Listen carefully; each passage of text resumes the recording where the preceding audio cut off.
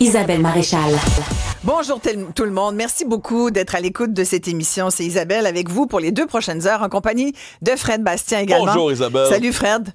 Pas pogné dans le trafic aujourd'hui. Aujourd'hui, ça s'est bien passé. On remercie le ciel et la fluidité de Montréal. Complètement. Florence Lamoureux qui est là. Salut Florence. Bonjour tout le monde. Bon jeudi. Oui, c'est jeudi, effectivement. Mon Dieu, cette semaine passe... Elle passe vite. Oh mon Dieu, comme une lundi. Tornade incroyable. Beaucoup de choses à l'émission. D'abord, vous l'avez vu, ça aurait été difficile de manquer cette reprise. Ben, en fait, les négos avec les médecins sont très difficiles. On le sait. Ça fait plusieurs semaines là, que ça dure. Il y a eu reprise de la médiation il y a une couple de semaines. Puis là, ça vient d'achopper à nouveau. Et il y a plusieurs éléments là-dedans, parce qu'il y a aussi le Collège des médecins qui est sur... Il y a une espèce de fronde, en fait, contre le Collège des médecins de la part de plusieurs médecins. 2000 médecins. Au moins 2000 qui seraient inscrits à cette rencontre qui va avoir lieu demain 16h. Fait que cherchez-vous pas un médecin demain après-midi 16h, ils vont être en meeting, Zoom, Team, quelque part, pour essayer de faire pression sur ce qui n'est pas un syndicat.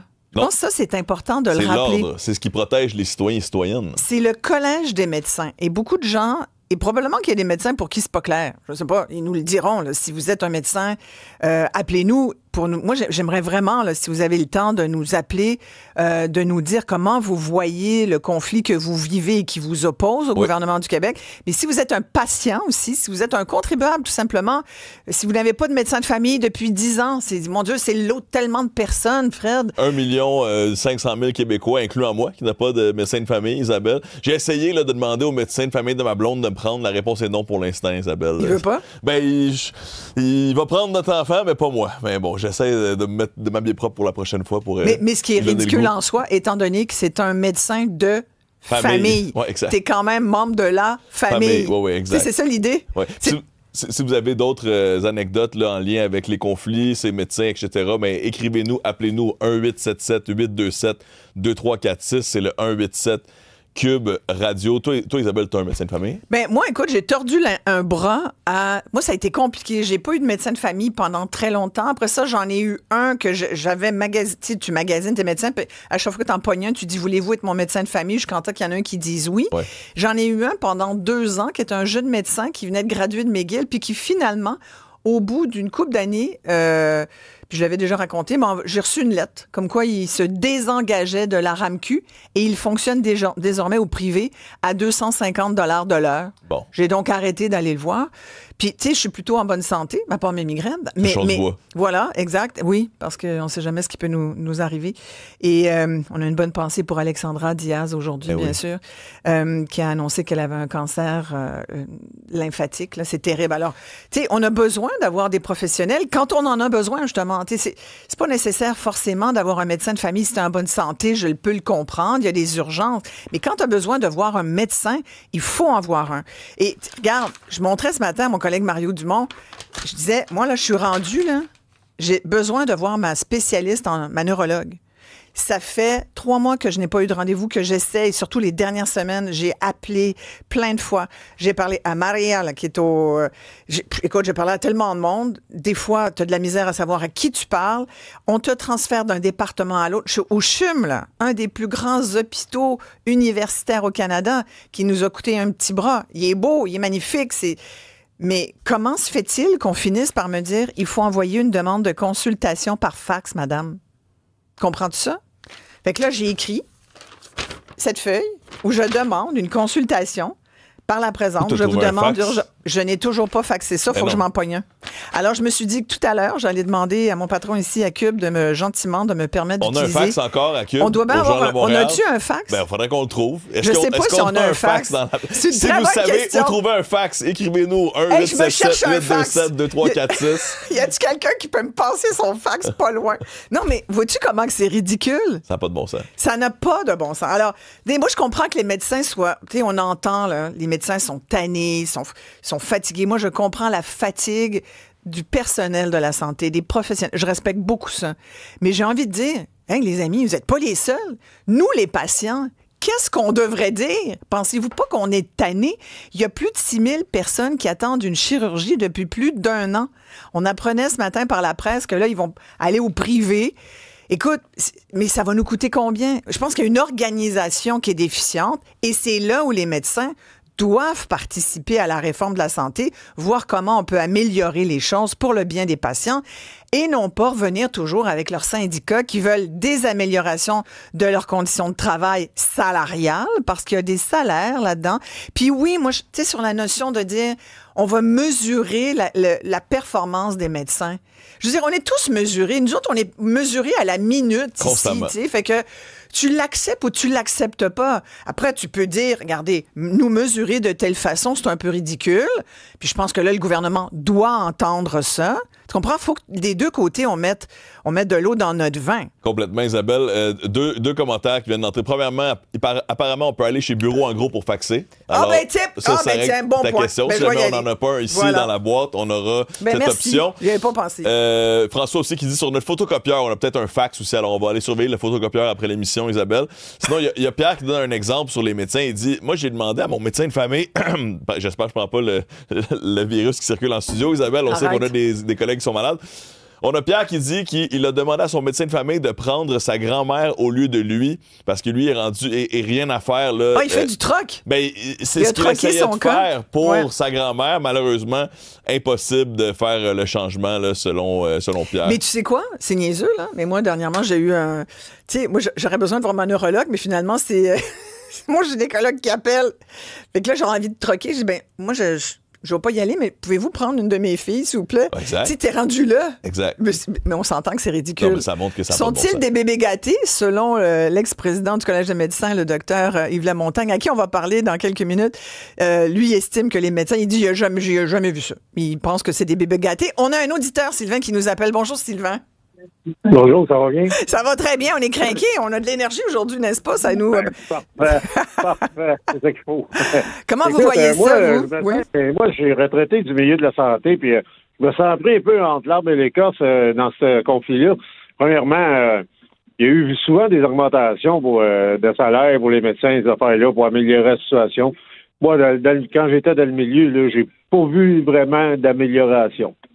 À part d'engager beaucoup plus de personnel qui était hors santé, là, des agents, des secrétaires, des affaires de même, là, j'ai pas vu vraiment de changement. Puis même encore, à un moment donné, j'avais un médecin de famille, puis à un moment donné, il m'a appelé, il m'a dit, Sylvain, il va voir si tu trouves un autre médecin, je ne comprenais pas. Mon médecin il a pogné la SLA. Ah, ben, désolé, puis là, j'attends. Moi, là, j'ai toujours pensé que tous ces dossiers que mon médecin avait, il irait au prochain médecin qui arriverait, qui sortirait de l'université ou quelque chose de même, qui prendrait en charge les dossiers du médecin que j'avais. Non, c'est pas de même que ça marche. Ça a pris 2 ans avant que je me rende compte qu'il fallait que j'appelle à une place, mettre mon nom en attente pour attendre pour avoir un médecin. Exact. Mais pensez-vous là, tout le trouble que ça donne, ça? Voyons donc, là, tout à repartir à zéro, au lieu de prendre nos dossiers, que ça faisait des années que j'avais mon dossier avec ce médecin-là, qu'un nouveau médecin arrive et qu'il prenne en charge les dossiers du médecin qui est parti. Mais non, faut repartir à zéro. Mais vous avez tellement raison, Sylvain, c'est comme la maison des fous, finalement. Parce que ce que vous dites, là, vous saviez pas que votre propre médecin, puis il y en a des médecins qui sont malades pour toutes sortes de raisons. Je veux dire, c'est des humains, ils sont comme nous, là. Et donc... Et moi, c'est le cas avec ma neurologue. Je sais qu'elle a des enjeux de santé dans sa famille, que parfois elle doit s'absenter. Mais y a-t-il quelqu'un qui peut, à ce moment-là, confier ses patients à un autre médecin spécialiste? On est dans le cirage, on le sait pas. On parle des réceptionnistes ou des adjointes administratives qui sont boqués là, sur leur petit guide de... Exactement. Moi, on m'a dit, vous n'êtes pas... Attendez, on va vérifier. Madame Maréchal, vous n'êtes pas sur la liste d'attente. Je dis, pourquoi je serais sur la liste d'attente? J'ai pas besoin d'être sur la liste d'attente. Là, c'était comme une nouvelle. Là, j'aimerais voir ma médecin. Il dit, oui, mais vous n'êtes pas sur la liste d'attente. Je dis, mais je sais que je peux pas être sur la liste d'attente. Elle sait pas que je veux la voir. La maison des fous. Tu comprends? La maison des fous, là. Un autre exemple, la maison des fous ici. Pour clore, là, à un moment donné, j'en parle avec une amie de fille, tout ça, puis j'ai perdu mon médecin, patata. Elle dit, attends, tu vas appeler mon médecin. Il était à Hawkesbury, juste au bord du pont, en Ontario. En dedans d'une semaine, je suis rendu avec un médecin de famille. Fait que votre médecin de famille, il est en Ontario? Ben là, je l'ai lâché parce que à un moment donné, j'étais sur la liste, puis j'ai fini par avoir un médecin. Okay. Juste pour dire qu'en dedans d'une semaine, j'avais un rendez-vous, j'ai rempli une feuille rendue là, puis sa secrétaire m'a dit, bienvenue, voici votre médecin de famille. Incroyable. Hey, merci Sylvain de votre appel. Un autre exemple, que ça peut être la Maison des Fous, là, on reçoit un message qui dit que la personne doit remettre un rapport médical à la SAAQ avant le 25 novembre et Santé Québec lui ont donné rendez-vous le 26 novembre. Alors, ça va être le lendemain de la date butoir. Sinon, et tu sais que, moi, je veux quand même dire, il y a aussi, tu sais, quand tu arrives dans n'importe quel édifice du gouvernement et que tu dois faire affaire avec des fonctionnaires, t'attends sur la ligne, que ça soit pour Revenu Québec ou la SAQ, tout. C'est bien important là, qu'on soit, nous, citoyens, très, très, très polis. Puis ça, c'est bien correct. Mais est-ce qu'on pourrait avoir la réciprocité? Moi, j'ai dû dire à un moment donné, « Hey, s'il vous plaît, un instant, là, parlez-moi pas comme ça. » Tu sais, j'imagine que des gens, puis moi, sincèrement, ça me dérange pas de les ostiner un petit peu puis de les remettre face au respect qu'ils doivent avoir aussi pour les patients que nous sommes. Nous sommes des clients. Tu m'étonnes, Isabelle. Oui, mais il y a des gens qui doivent ravaler leur... puis dire, OK, d'abord, tu sais, puis raccrocher puis dire, je vais laisser faire, là. Tu sais, il faut aussi... Le respect, ça marche des deux bords, là. Ça, c'est clair. Tu sais, « Hey, madame, vous comprenez pas. » Hey, fais-moi pas des « Hey, madame », puis dis-moi pas que je comprends pas. Je suis pas conne, mais je vois que ton système, il marche pas, par exemple. T'sais? Alors ça, là, c'est inadmissible.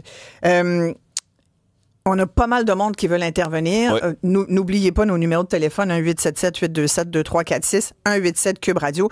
Je vous disais qu'on avait le docteur Yves Lamontagne avec nous, l'ex-président directeur général du Collège des médecins du Québec, qui a été de 1998 à 2010, médecin bien connu. Bonjour, docteur Lamontagne. Ça fait longtemps qu'on s'est parlé. Bonjour, madame. Bonjour, merci beaucoup d'être avec nous. Je veux avoir votre opinion sur cette fronde. Là, on vient de parler de la situation, là, les médecins, la chicane avec le gouvernement. On va y revenir, mais sur cette fronde, parce que là, demain, c'est quand même important. Vous avez été à ce poste-là, Yves Lamontagne. Là, on dirait que Maurice Gaudreault, qui est le président, est victime d'une... Enfin, c'est mon interprétation. Moi, je trouve que on lui reproche d'avoir été trop loin en accusant les médecins de rompre l'espèce de lien de confiance qu'il y avait avec leurs patients.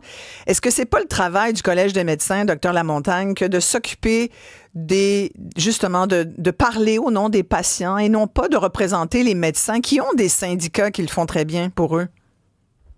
Oui, tout à fait. En fait, ça fait des années que je dis la même chose et que quand j'étais là, d'ailleurs, j'avais dit aux fédérations que jamais je ne parlerais de rémunération, mais par contre, lorsqu'il s'agissait de la déontologie des médecins et de la protection du public, je serais là. Et aujourd'hui, je suis un peu triste parce qu'au fond, en plus de chicaner avec le gouvernement, on est en train de chicaner entre nous autres avec le Collège des médecins. Exact. Alors, je trouve ça un peu décevant. Et face à ce qui a été dit, je pense que le Collège avait le droit de donner son opinion là-dedans. Il y a de l'inquiétude face aux étudiants qui viennent des universités. Ils l'ont bien mentionné.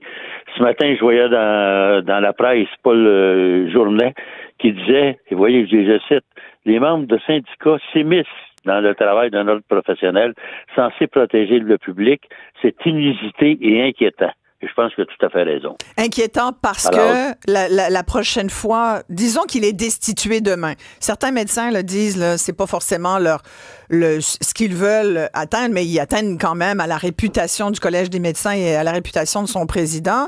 Ils disent qu'il est allé trop loin, que c'est pas de ses prérogatives que de s'occuper de ça.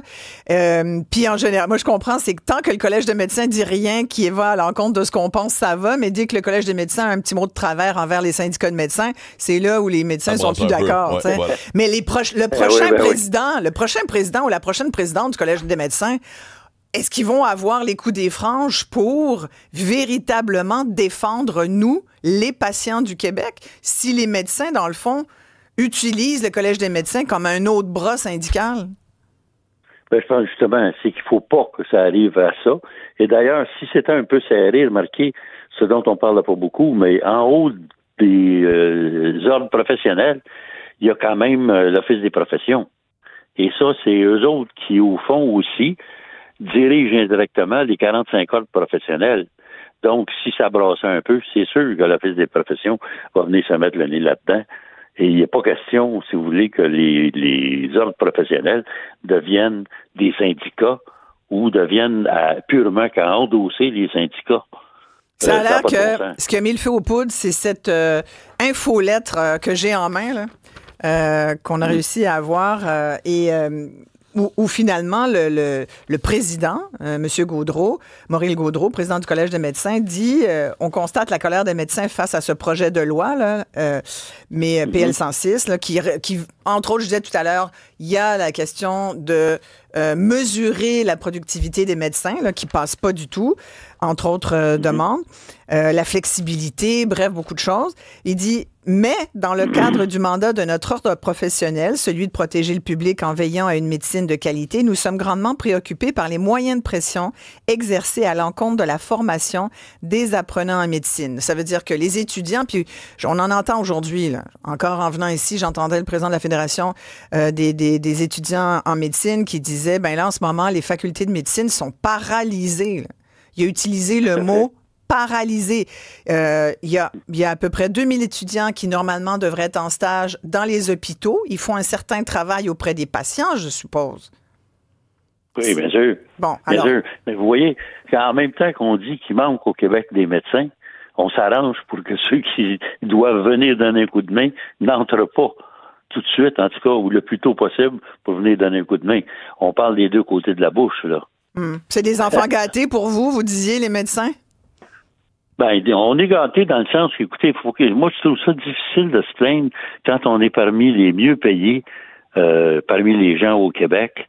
Je trouve ça un peu difficile de se déchirer sur la place publique, alors qu'on devrait participer, si vous voulez, à trouver des solutions. Et là-dessus, je vous cite aussi une dame, une patiente, vous voyez, vous parliez des patients tantôt, qui a écrit une lettre dans la presse d'hier. Je vous la résume très brièvement. Elle disait, le statut privilégié accordé aux médecins dans les années 70 constitue maintenant une anomalie qui alimente les tensions et les déséquilibres. Et elle a dit, si l'on sortait du modèle du paternalisme médical pour rééquilibrer le système, réduire les écarts, libérer des ressources, investir là où ça compte pour la population et troquer les slogans creux des guerres de pouvoir stériles entre les syndicats, les associations, les décisionnaires pour des conversations où on affronte la nécessité des vrais choix de société. Et elle terminait en disant, parce que la question, c'est pas de savoir qui crie le plus fort, mais quel système de santé on veut soutenir, financer et construire. Ouais. Et je trouve que c'est très sage de sa part. Ouais.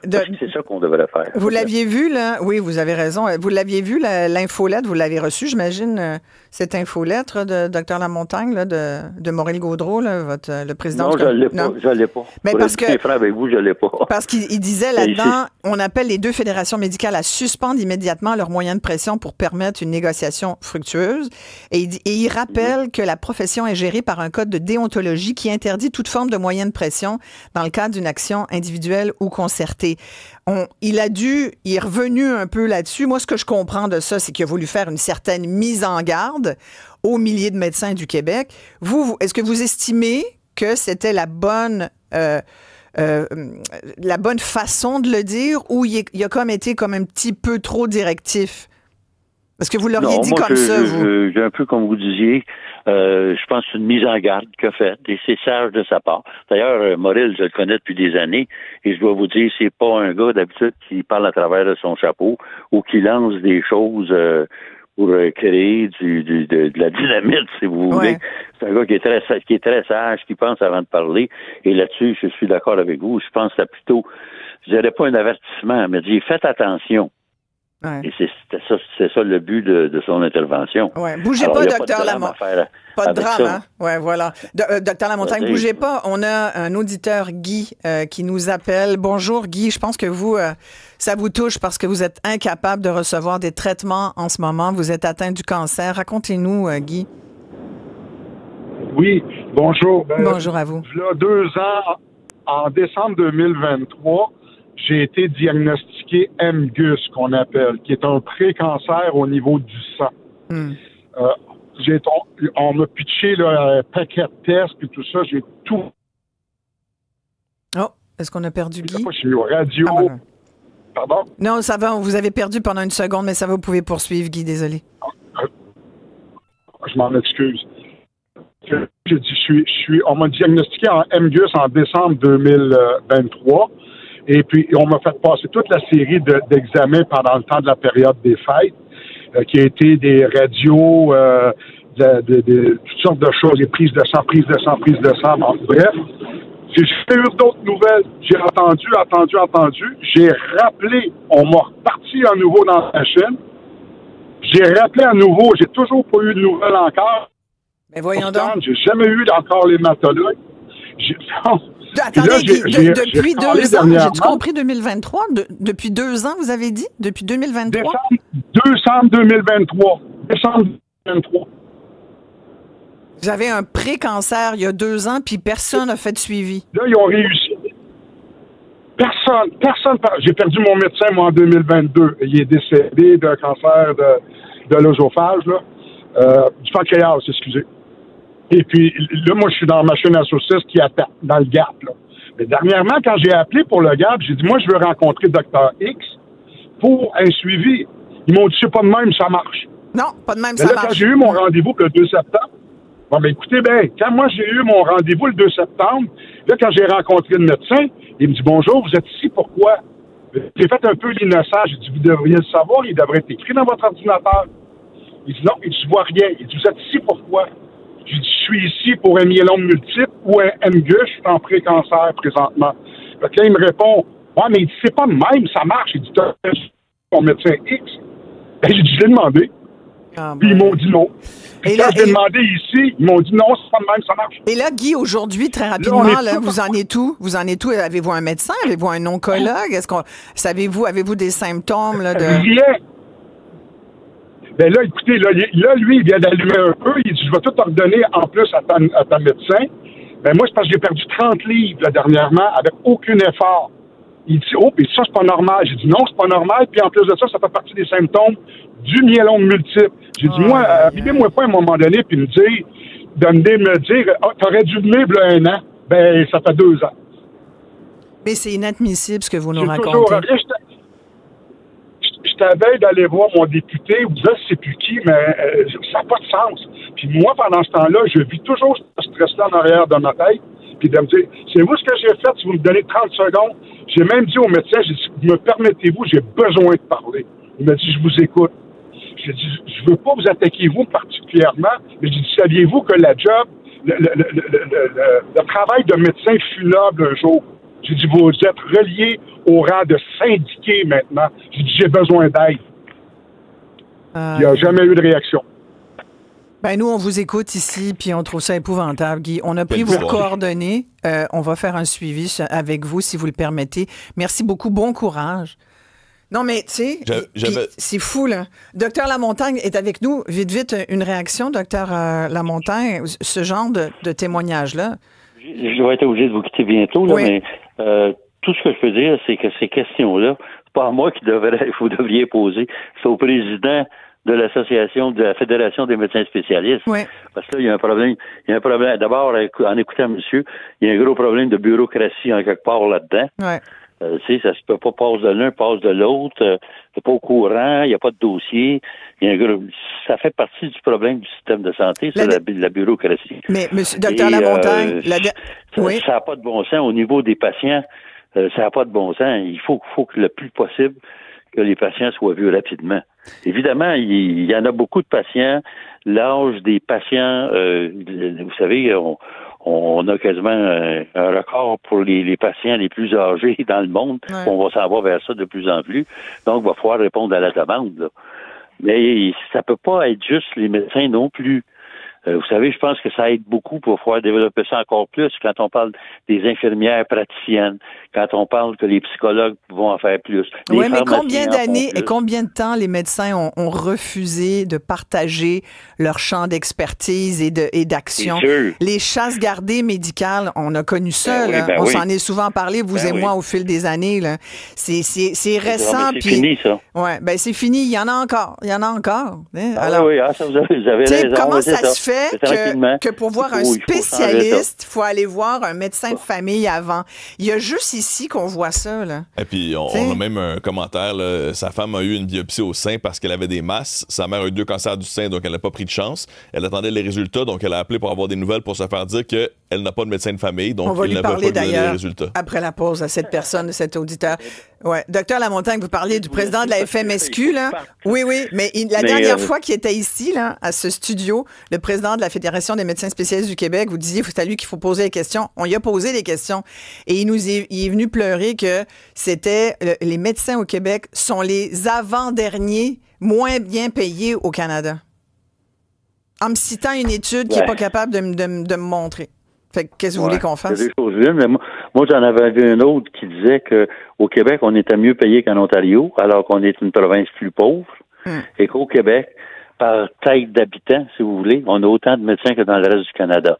Bon, alors, qui croire, puis c'est laquelle étude qui est la bonne, mais il y a quelque chose à arranger, en tout cas pour le moins. Puis il faut trouver des solutions pour régler le plus possible le système de santé. J'ai un commentaire d'une médecin qui dit que vous êtes un vieux monsieur à cravate déconnecté du terrain de 2025. Êtes-vous d'accord?